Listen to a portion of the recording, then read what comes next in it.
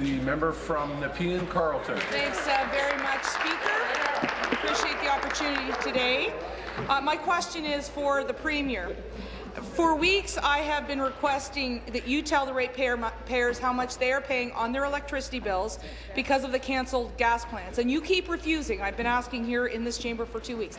Yet today, Dwight Duncan, the former Deputy Premier, the former Minister of Energy, the former Finance Minister, told the Justice Committee these types of analysis would be done. In fact, he said, and I quote, the quote, government would routinely look at the impact aspect, close quote. For someone who has such a passion for open government, you sure fail in spelling and actually practicing it, Premier. One of the most powerful colleagues that you have ever served with told this Assembly through the Justice Committee you would have had that information at your disposal.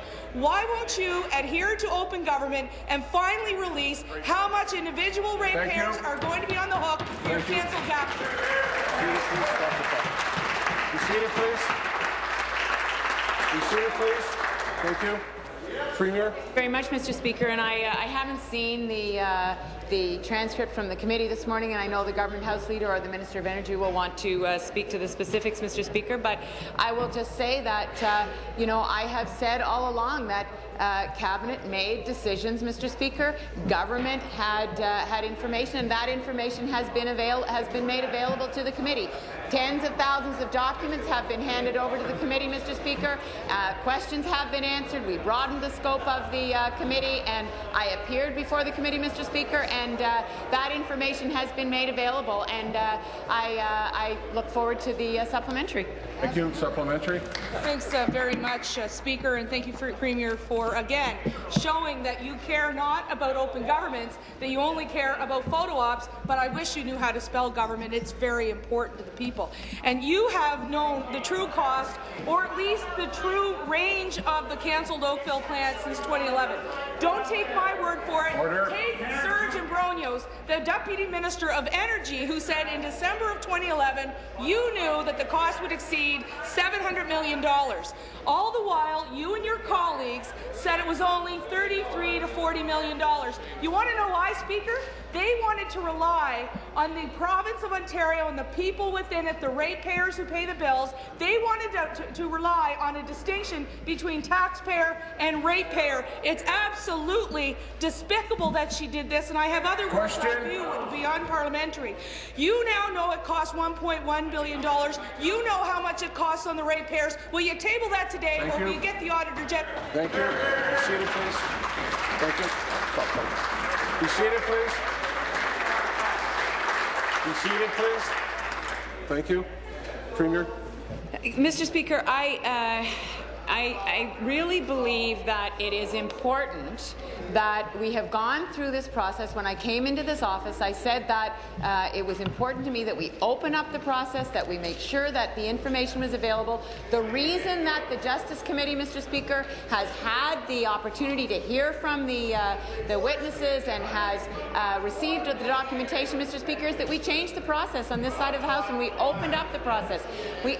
I asked the Auditor General to look at the Oakville situation, Mr. Speaker. So the information that has been made available because of our commitment to that openness, Mr. Speaker.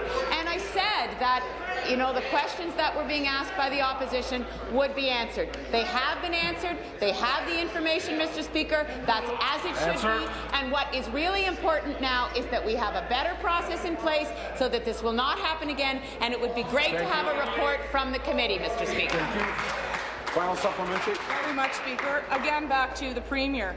There are pretzels that are less twisted than your account of this story over the power plants. Going back to the open government, you told this Assembly on multiple occasions that as a Cabinet Minister you never discussed the cancelled Mississauga plant in a Cabinet meeting. But Dwight Duncan, your colleague who sat in the chair right beside your current Finance Minister, told our committee today that yes, it was actually discussed. He said that the Mississauga plant was discussed in Cabinet. For a Premier who likes to talk about conversations with the public, you sure do have lots of things you like to keep from them, too. Telling this House one thing when it is not true is contemptible, Speaker. Again, I'm going to ask the member to withdraw and be careful of how she's wording. Thanks, withdrawn, Speaker. Again, which is it? We know you sat in a cabinet, and we know you signed the cabinet document. You did so knowingly. You did so knowing that there was going to be a significant cost to this. You signed your name on the dotted line. Why did you do it, and why? Thank you. Thank you.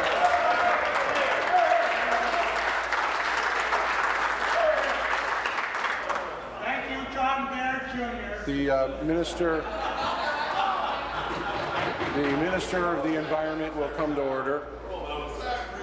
The other members that are making the comment will allow me to do my job.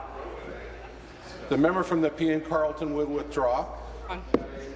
Indicate to her that if it continues, it's more than just simply once. It's too many times, and I will bypass her and ask her to withdraw. That's it. Premier. Energy. Minister of Energy. Mr. Speaker, yes, former Finance Minister Dwight Duncan was at committee. Let's hear of some of the other things that he said, Mr. Speaker. That those decisions were made by the former Finance Minister, the former Premier, and the former Minister of Energy. Full stop. He also said, Mr. Premier, decision on Cabinet document was made by former Premier and former Finance Minister. Mr. Speaker, with respect to the rates, the member would know when she received her briefing on how to be the energy critic that rates are set by the Ontario Energy Board in a very public and open way, Mr. Speaker. I want to know whether or not she's investigated how the rates are set at the OEB. In addition, Mr. Speaker, there's a long-term energy plan which projects rate increases over a 20-year period. Mr. Speaker, the existing plan projects increases at 3.5% over a 20-year period, which is less than the previous government's 20-year period. Thank you. Thank you. Thank you.